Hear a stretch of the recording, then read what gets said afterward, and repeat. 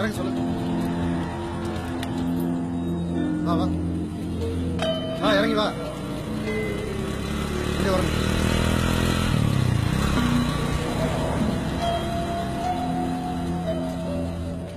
நிறுத்து. ஊதியா குடிக்கல சார். என்னது ஊதியா சார்? எதுக்கே ட்ரிபிள்ஸ் வந்தீங்க? ஏதாவது ஒன்று ஆச்சுன்னா யாரையா பதில் சொல்றது? டியூட்டில இருக்கிற எங்களை தான் 1000 கேள்வி கேட்பாங்க. ஃபைன் போட்டுமா சார்? Sorry sir. என்ன சாரி? அதுக்காக டிராபிக் ரூல்ஸ் எல்லாம் மீற முடியுமா சார்? ப்ளீஸ் சார், நைட்டு ரொம்ப லேட் ஆயிடுச்சு. அப்படியா? லேட்டான பார்ட்டி தான். 1500 ரூபா கொடுத்துட்டு போ சார். ஃபைன் கட்ட பைசா இல்ல சார். உன்னை பார்த்தா அப்படி தெரியலையே. இறங்கு. டைம் வேஸ்ட் பண்ணாம 1500 ரூபா கொடு, இல்லன்னா வண்டியை வச்சுட்டு போ. மேல ட்ரிபிள்ஸ் வர மாட்டோம் sir. Please sir. Sir please.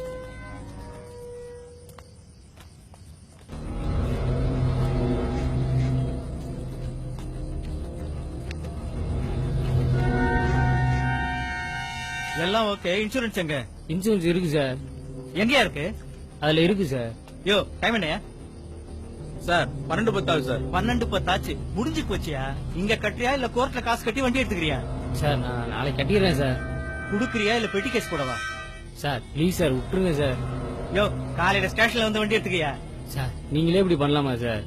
அரசாங்க வேலை இருக்கீங்க, உங்களுக்கு மாசம் மாசம் சம்பளம் வருது. பகல்ல இருந்து நைட் ஓட்டினா தான் சார் எங்களுக்கு ஏதாவது கிடைக்கும். ப்ளீஸ் சார் விட்டுருங்க சார். குடிச்சிருக்கியா? சார் நீங்க குடிச்சிட்டு நான் குடிச்சேன்னு சொல்றீங்களா சார்? எங்கிட்டே வா. வண்டியை சீஸ் பண்ணியா? இவ்வளவு இழுத்துன்னு போயா? ரூல்ஸ் பேசுறியா?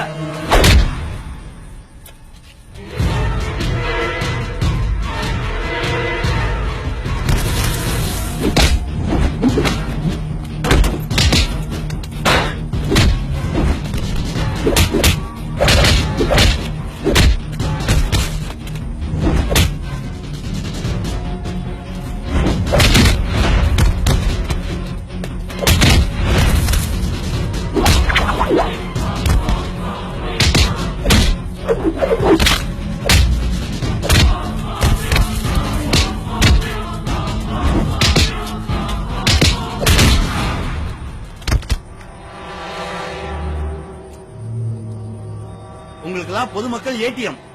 அவங்க கிட்ட இருந்து எப்ப வேணாலும் பணம் எடுத்துக்கலாம். சந்துல பொந்துல இண்டுல இடுக்குல மறைஞ்சு நின்னு துரத்தி புடிச்சு விரட்டி. நீங்க எல்லாம் வழிப்பறி கொலகாரங்களாடா? ஒரு வண்டியை புடிச்சீங்கன்னா கேஸ் போட்டு கோர்ட்டுக்கு அனுப்பணும்.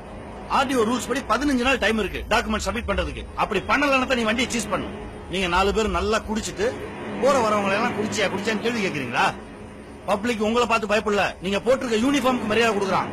உங்களை மாதிரி அயோக்கியங்களால தான்டா நேர்மையா வேலை பார்க்கிற அதிகாரிகளுக்கும் கெட்ட பேரு. கதிரு வண்டியில பெட்ரோல் உண்டாயிரம். நீங்க எல்லாம் அழிக்கப்பட வேண்டிய தீய சக்திகள்.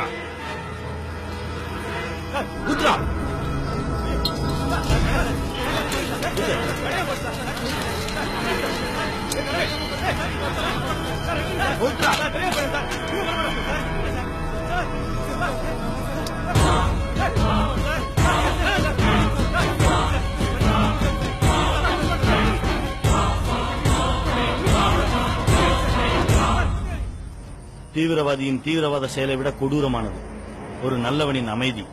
நாங்கெல்லாம் அமைதியா இருக்கிறதுனாலதானே நாட்டை இப்படி நீங்க சீரழிக்கிறீங்க. எங்க அமைதியை கைவிட்டோம், தாங்க மாட்டீங்க.